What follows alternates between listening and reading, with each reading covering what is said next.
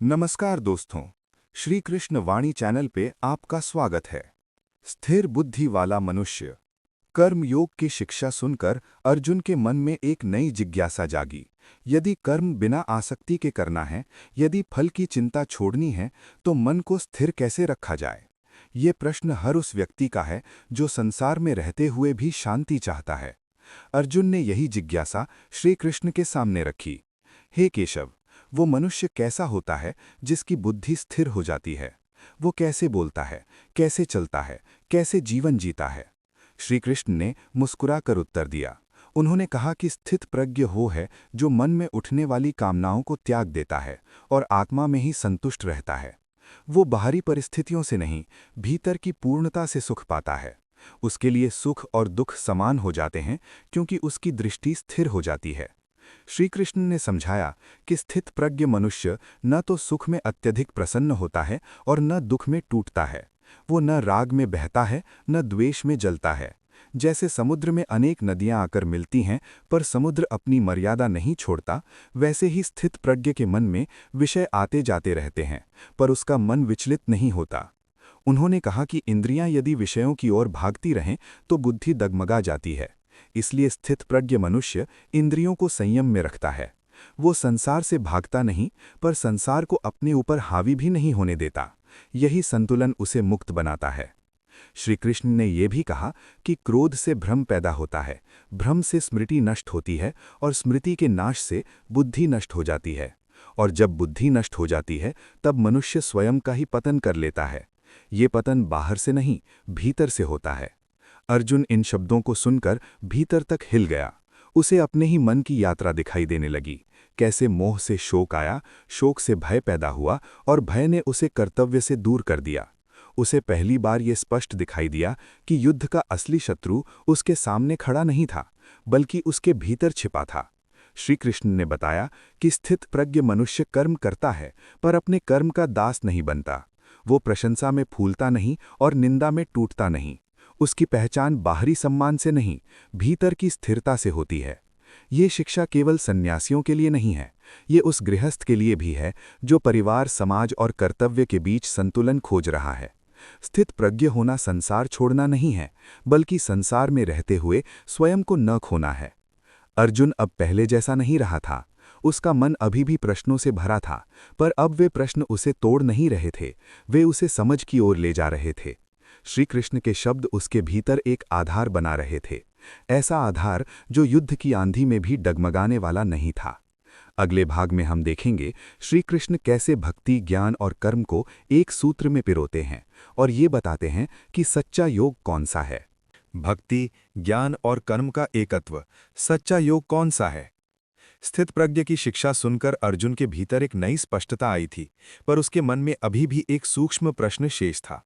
उसने देखा कि श्री कृष्ण कभी ज्ञान की बात करते हैं, कभी कर्म की और कभी भक्ति की। अर्जुन ने विनम्रता से पूछा, हे केशव, आप कभी कर्मयोग को श्रेष्ठ कहते हैं और कभी ज्ञान योग को, फिर मेरे लिए सच्चा मार्ग कौन सा है? श्री कृष्ण ने शांत भाव से उत्तर दिया।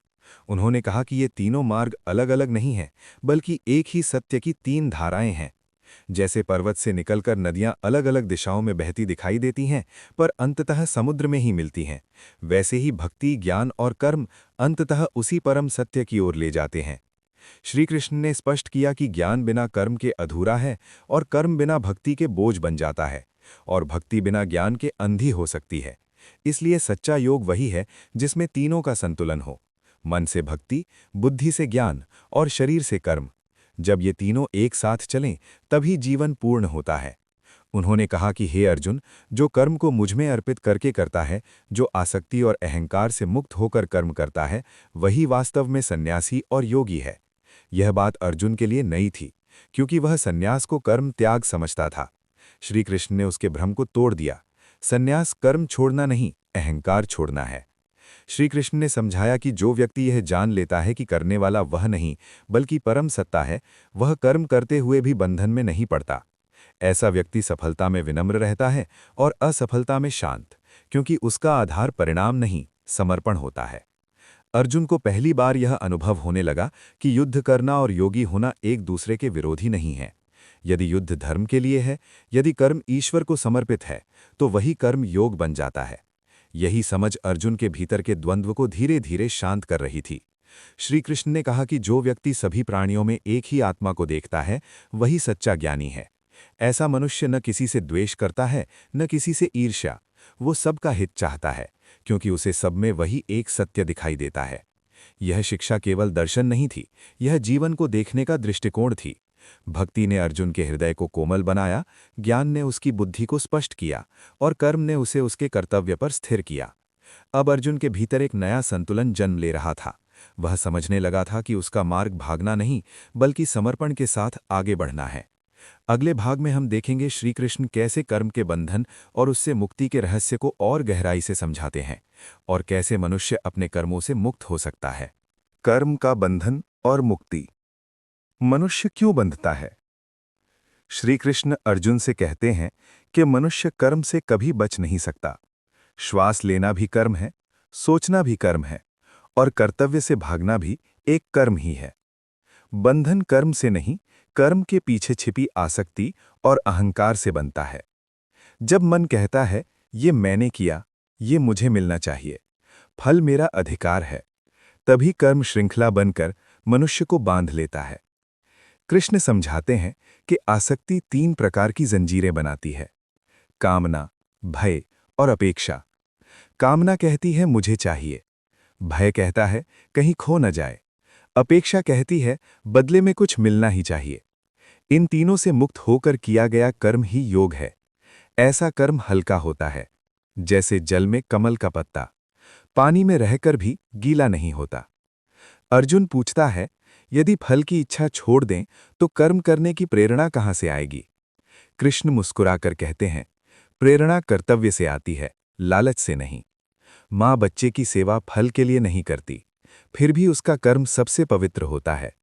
उसी तरह जब कर्म कर्तव्य और प्रेम से किया जाता है, तब वो मन को बांधता नहीं, मुक्त करता है। कृष्ण आगे बताते हैं कि कर्म के 3 गुण होते हैं: सत्व, रजस और तमस। तामसिक कर्म अज्ञान से, रजसिक कर्म अहंकार और फल की लालसा से, और सात्विक कर्म समर्पण और विवेक से होते हैं। सात्विक कर्म ही मुक्ति का द्वार खोलते हैं।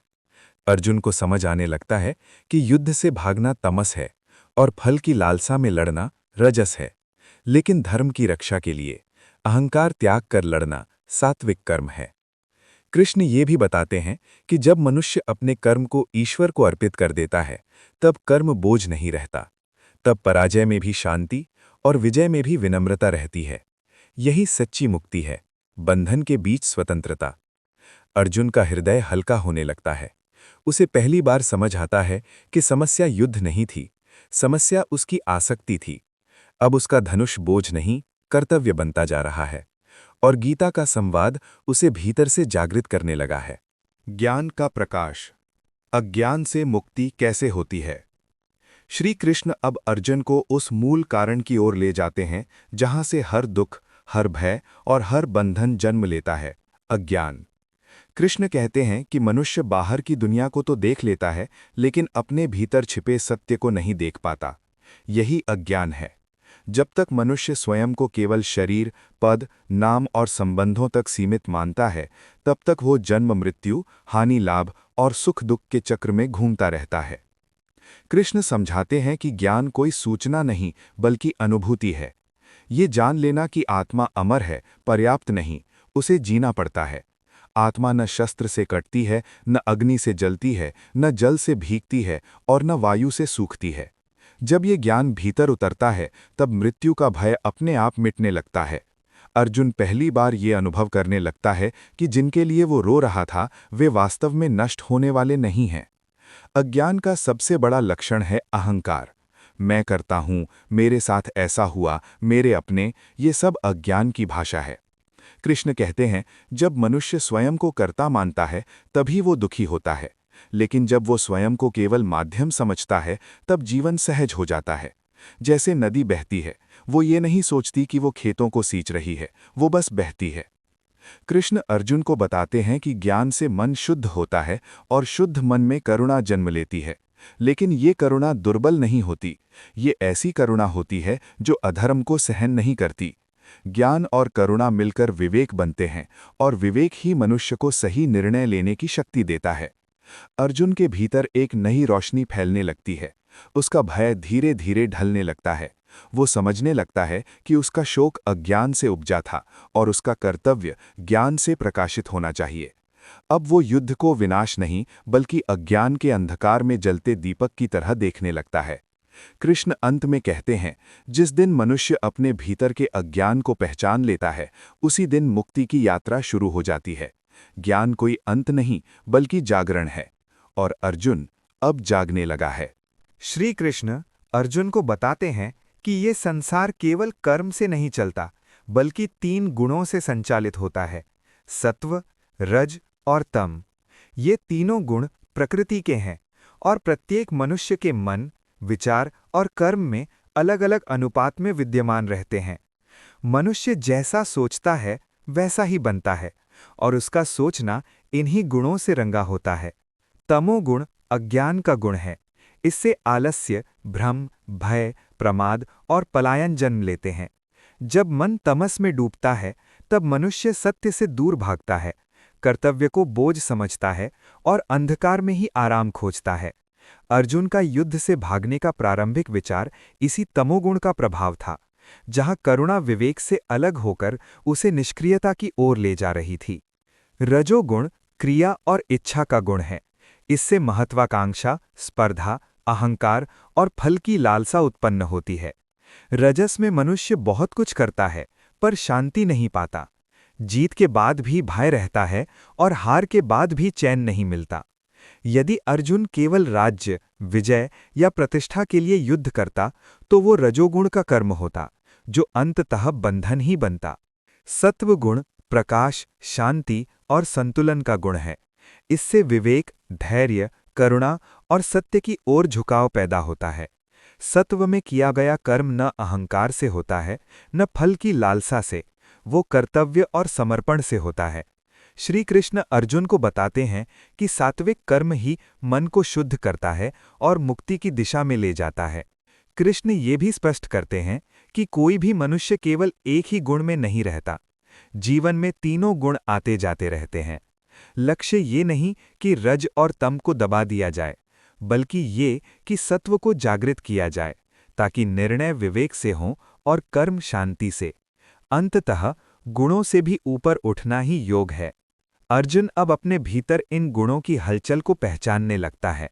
वो समझता है कि उसका भय तमस से आया था, उसका भ्रम रजस से, और जो स्पष्टता अब उभर रही है वो सत्व का प्रकाश है। ये समझ उसे और स्थिर करती है। श्री कृष्ण अंत में कहते हैं, जो व्यक्ति तीनों गुणों का साक्षी बन जाता है वही वास्तव में मुक्त होता है। वो करता तो है पर बंधता नहीं। अर्जुन अब इस सत्य को केवल सुन नहीं रहा, वो इसे जीने के लिए तैयार हो रहा है।